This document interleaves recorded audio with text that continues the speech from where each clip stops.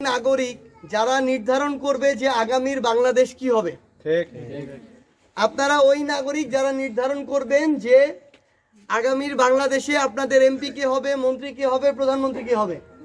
আপনাদের কিন্তু বিশাল বড় ক্ষমতা। এতদিন আমরা এই ক্ষমতা বুঝি নাই, কারণ ভোটই তো দিতে পারি না, ক্ষমতা বুঝবো কোত্থেকে। কিন্তু যদি একটা ফেয়ার ইলেকশন থাকে, তাহলে আপনার যে প্রতিনিধি হবে বা আপনারাই যদি কেউ হন, তাহলে সে অনুভব করতে পারবে যে আপনার মূল্য কতটুকু। আপনাদের উদ্দেশ্যে তাহলে কিছু একদম খোলামেলা যদি গল্প করি, সেটা হচ্ছে আমি এ পর্যন্ত আসলে যতগুলা ইউনিয়নে গিয়েছি পঞ্চগড়ে, আমার মনে হয়েছে যে এই ইউনিয়নটা অন্তত শিক্ষা প্রতিষ্ঠানের দিক দিয়ে অনেক আগানো। এত বড় বাট, এত ফ্যাসিলিটিস, স্কুল, কলেজ, মাদ্রাসা, গার্লস স্কুল, এরকম এভাবে আসলে আমি অন্য কোনো ইউনিয়নে দেখিনি। আমার ইউনিয়নে এর অর্ধেকও নাই, এটাই সত্যি কথা। তো আপনাদের এখানে ওই সুযোগ আছে, অবকাঠামো আছে। এখন গুরুত্বপূর্ণ বিষয় হচ্ছে আপনাদের এখানে, আমি জানি না আসলে, এটা হয়তো আস্তে আস্তে জানবো, আপনারা ভালো বলতে পারবেন।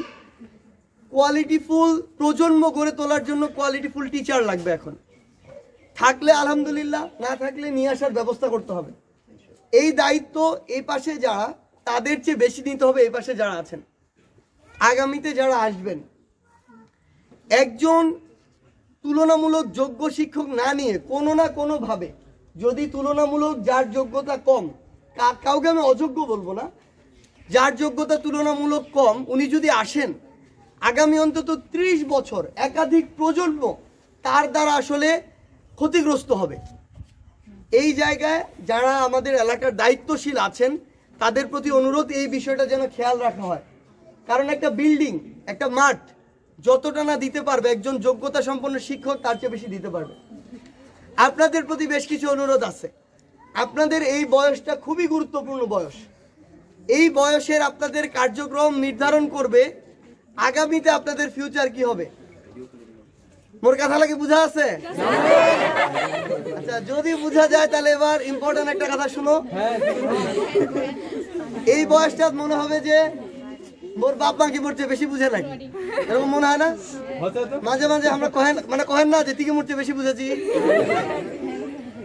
আমরা আমাদের শিক্ষকদের ক্ষেত্রেও মাঝে মাঝে এই কথা এখন বলে ফেলি, বলে কিনা? কিন্তু যেটা সত্যি কথা, মোর মনে হয় আর কি, এটা যে শিক্ষক এবং বাপ মা, এই লোকগুলো আসলে কোনোদিন আমার খারাপ চায় না, এবং এই লোকগুলোর সাথে স্বার্থের কোনো বিষয় নাই। আমার বাপ মার সাথে আমার স্বার্থ কি, আমার দেওয়ার ক্ষমতায় কি আছে এখন তার। যদি ভবিষ্যতে ভালো কিছু করি তাহলে হয়তো ভালো কিছু দিবা পারবো, নাহলে সুযোগ নাই। কিন্তু এই দায়িত্বটা নেওয়ার মতো আমার সামর্থ্য তৈরি হওয়া লাগবে, যে এখন বাপ মা ছোট থেকে বড় আমাকে যেভাবে করছে, আমরা যেন ভবিষ্যতে এই জিনিসটা করতে পারি, দায়িত্বটা নিতে পারি। হোক ছেলে হোক মেয়ে, এটাতে আলাদা করার কিন্তু কোনো সুযোগ নেই। কারণ কি, এই মুহূর্তে ঢাকা বিশ্ববিদ্যালয় 52% মেয়ে 100%-এর মধ্যে। সবচেয়ে গুরুত্বপূর্ণ বিষয় হল ছেলে মেয়ে আলাদা করার এখন সুযোগ নেই। এখন একটা সুন্দর শব্দ আছে, সন্তান। যে ভালো করে পড়বে, হোক ছেলে হোক মেয়ে, সে ভালো করবে, এবং ওয়ার্ক সাপোর্টটা দেওয়া লাগবে আমার, এটাও সবচেয়ে গুরুত্বপূর্ণ বিষয়। এখন একটা অনুরোধ এই বয়সের ছেলে মেয়ে সবার প্রতি, স্পেশালি ছেলেদের প্রতি, এই বয়সের ছেলেগুলা একটু কোনায় কানায় যাওয়ার প্রভাবটা একটু বাড়ে যায়।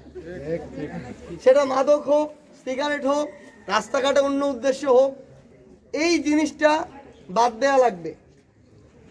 এই বয়সে একবার পড়াশোনা থেকে যদি একটু সাইডে যাই, সত্যি কথা এটাই, আবার ফিরে আসার চান্স খুবই কম। বা যখন তোমরা বুঝা পাবেন যে পথটা ভুল, এই পথ থেকে ফেরা লাগবে, তখন ফেরার সুযোগ থাকে খুবই কম।